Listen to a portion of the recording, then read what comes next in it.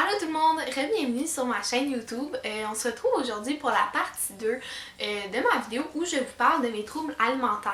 Et avant de commencer, j'aimerais vraiment remercier tout le monde pour vos beaux mots. Ça m'a tellement rempli de bonheur. Je suis vraiment contente de voir que le message que je voulais passer a passé de la bonne façon, que vous l'avez pas vu différemment de ce que je voulais dire.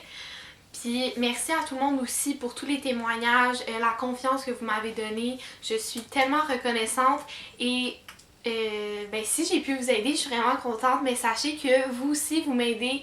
Je me sens vraiment moins seule aussi, veux pas. Quand vous me parlez de ça, quand vous m'encouragez, ça m'a donné vraiment une dose d'amour que j'avais besoin, donc merci vraiment beaucoup. Et aujourd'hui, la vidéo, c'est tout ce qui m'a aidé à me sortir de mon trouble alimentaire. Donc encore une fois, je ne suis pas un docteur, je ne suis pas une psychologue, mais c'est vraiment les choses qui m'ont aidé moi et je me dis que ça pourrait peut-être en aider d'autres. Si vous savez pas vraiment vers quoi vous tournez, qu'est-ce qui pourrait vous aider, c'est la vidéo pour vous. Donc sans plus tarder, on va commencer. Bien sûr, il y a le classique en parler. Ça a l'air tellement plus facile à dire qu'à faire, mais moi ça m'a tellement libérée justement de parler de ce que je ressentais, de ce que je vivais, et pas à n'importe qui, vraiment à des gens de confiance et à des gens qui vont comprendre et qui vont écouter.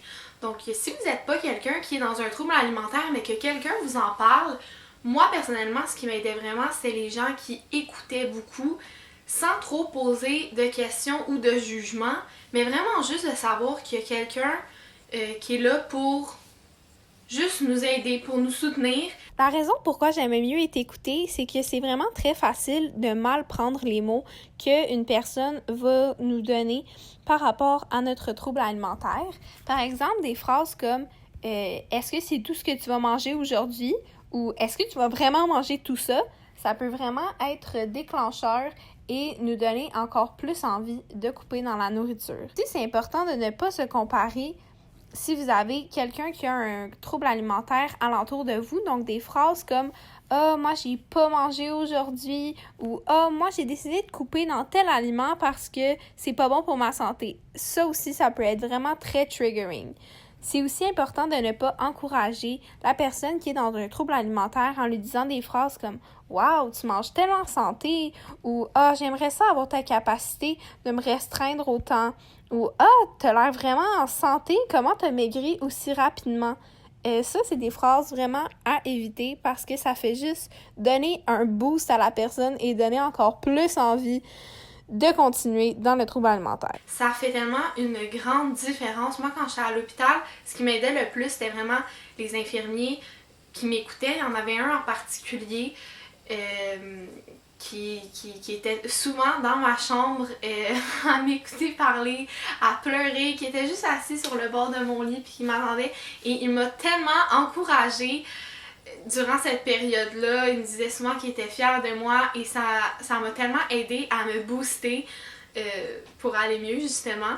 Donc Dani de Sainte-Justine, si tu vois ça, merci du plus profond de mon cœur, ça m'a vraiment beaucoup aidé. Donc vraiment d'en parler, que ça peut être à un prof, ça peut être à un intervenant, à un psychologue. Si vous n'avez pas accès à des psychologues, je sais aussi qu'il y a des groupes de discussion qui peuvent aider aussi. Donc, juste le fait d'exprimer ce qu'on ressent aussi, peut-être juste l'écrire. J'ai dit parler, mais c'est vraiment l'exprimer. Sinon, moi aussi, ce qui m'a aidé, c'était d'avoir un plan alimentaire quand je suis sortie. J'en ai un petit peu parlé dans mon autre vidéo, mais vraiment d'être encadrée dans ce que j'allais manger. Parce que quand on sort d'un trouble alimentaire, je savais même plus c'était quoi un vrai repas, parce que ça faisait tellement longtemps que j'en avais pas mangé, que dans ma tête, telle affaire pouvait avoir l'air tellement gros puis tellement comme trop pour un repas, puis pour d'autres personnes c'est juste un à côté par exemple.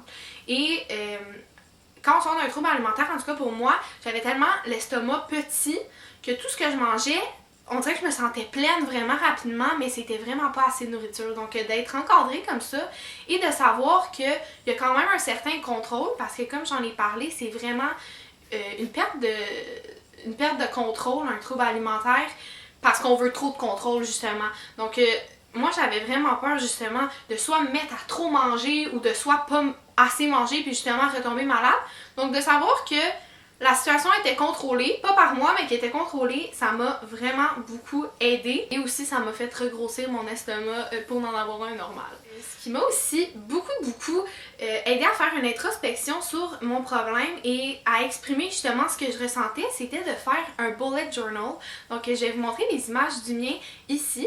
Donc c'est comme un peu un journal intime, mais beaucoup plus artistique, avec beaucoup de dessins. J'écrivais des petites citations qui me faisaient du bien, des calendriers, et je me donnais toujours, ce qui m'a vraiment aidé aussi, c'était de me donner des défis. Donc j'avais un calendrier et à chaque semaine, je me donnais un nouveau défi. Donc pour moi, ça a été à propos des fear food. Donc ceux qui ne savent pas c'est quoi les fear food, c'est de la nourriture qu'on a peur de manger parce que c'est comme si on se l'est tellement interdit puis on l'a tellement mis dans la catégorie de mauvais aliments qu'on n'en mange plus. Et ça me faisait tellement peur. J'étais sûre que si j'en mangeais, ça allait être la fin du monde, que j'allais prendre du poids comme ça, quand en réalité, c'est pas du tout ça. Donc à chaque semaine, je m'en mettais un ou deux à manger au moins une fois. Et à chaque fois que j'en mangeais, à chaque fois que ça me faisait moins peur, je disais comment c'est peut-être pas si pire. Et aujourd'hui, c'est des aliments que je suis tellement contente d'avoir mangé parce que c'est tellement bon et j'en mange encore à chaque jour. Et je vous dis, quand on ressort d'un trouble alimentaire et qu'on recommence à manger, tout est tellement bon.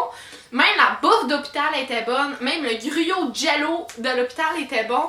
C'est vraiment redécouvrir une joie parce que c'est vraiment une joie de manger. C'est vraiment un plaisir, c'est une chance aussi qu'on a.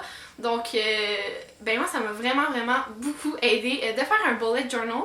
Mais vous pouvez vraiment écrire ce que vous voulez, c'est le vôtre. Donc, c'est à vous. Ici, à propos des réseaux sociaux, ça, j'ai dû faire de drastiques changements. Les réseaux sociaux vont te proposer du contenu qui a rapport avec ce que tu consommes. Donc moi, je consommais vraiment beaucoup de contenu qui avait rapport avec l'alimentation. Donc je voyais partout dans mon feed d'Instagram, sur mon TikTok, des recettes à basse calories, ou sinon des gros desserts que je rêvais de manger mais que je m'autorisais pas, ou des what I eat in a day avec tellement pas beaucoup de calories, puis des gens qui se prenaient pour des diététiciennes sur TikTok mais qui donnaient des trucs pour couper mes carbs, puis ça là c'est un non. À chaque fois que je voyais ce contenu là, je faisais non intéressé et au fur et à mesure ça a commencé à partir de mon feed, donc je les voyais plus. Ça fait vraiment une grosse différence parce que déjà que tu as tout le temps ça dans ta tête, la nourriture, je veux pas que quand tu ouvres ton cellulaire, ça soit aussi juste ça. Je trouve vraiment que ça l'a aidé à enlever une partie parce que j'en voyais de moins en moins. Et au contraire, je me suis abonnée à plusieurs personnes qui m'ont aidé justement dans ma quête à aller mieux. Que c'était des personnes qui prônent la body positivity ou des gens qui sont sortis d'un trouble alimentaire et qui véhiculaient un message d'espoir. Ça m'a vraiment beaucoup aidé. Je vais vous mettre une liste de toutes les personnes que je vous recommande. C'est beaucoup sur TikTok parce que moi, c'est un des réseaux sociaux que je suis le plus dessus. Mais ça peut être sur d'autres plateformes aussi. Je suis sûre que vous allez en trouver si vous tapez les mots-clés que vous désirez. Aussi, d'accepter que c'est un problème. C'est ça qui change toute la donne, d'accepter qu'on va pas bien. On dirait que c'est à partir de ce moment-là qu'on peut aller mieux. Vraiment, de faire une introspection et je sais pas comment l'exprimer, il n'y a pas vraiment de bon chemin, comment aller vers là, mais c'est vraiment le step à faire pour aller mieux. C'est vraiment important de se rappeler qu'il n'y a aucune gêne d'avoir ça. Comme j'ai dit dans l'autre vidéo, c'est pas quelque chose qu'on recherche à avoir. C'est pas comme si par exemple vous n'aviez pas étudié pour un examen et là, résultat, vous avez une mauvaise note. C'est pas quelque chose qu'on fait exprès d'avoir, ça nous tombe dessus. C'est comme si quelqu'un se cassait la jambe, c'est pas de sa faute. C'est vraiment une maladie mentale et ça ne devrait pas être tabou. Et moins ça va être tabou, plus on va en parler, plus il va y avoir de ressources, plus ça va être guéri rapidement. Dans le fond, il faut plus de sensibilisation. Et justement, comme je l'ai dit, c'est important d'en parler. Donc quand il y a moins de gêne à propos de ça, c'est plus facile d'en parler puisque c'est pas tabou. Et moi, dernière affaire qui m'a vraiment aidée, pour être honnête, ça a vraiment été vous. J'ai commencé TikTok quand j'étais dans une passe moyennement bonne, mais de voir que justement les gens m'appréciaient pour ce que j'étais vraiment, donc moi-même, ça m'a tellement enlevé une pression de vouloir être parfaite puis de vouloir fitter dans un moule que ça m'a vraiment donné un bon boost de confiance. Alors je vous remercie tellement pour tout ça, pour toute cette belle aventure. Ça m'a tellement fait du bien de voir que les gens justement me suivaient au naturel, que je me forçais pas à être quelqu'un d'autre. Donc, ben ça m'a vraiment aidée. Donc, merci énormément de me suivre. Je suis vraiment chanceuse de vous avoir. Je sais pas si je le dis assez souvent, mais pour de vrai, gros merci. Donc, j'espère que ça va vous aider. Si vous avez des trucs ou des choses qui vous ont aidé à sortir de votre trouble alimentaire, n'hésitez pas à le commenter. Je suis sûre que ça va aider plein de gens. Et ben, on se revoit la semaine prochaine pour une nouvelle vidéo. Ciao!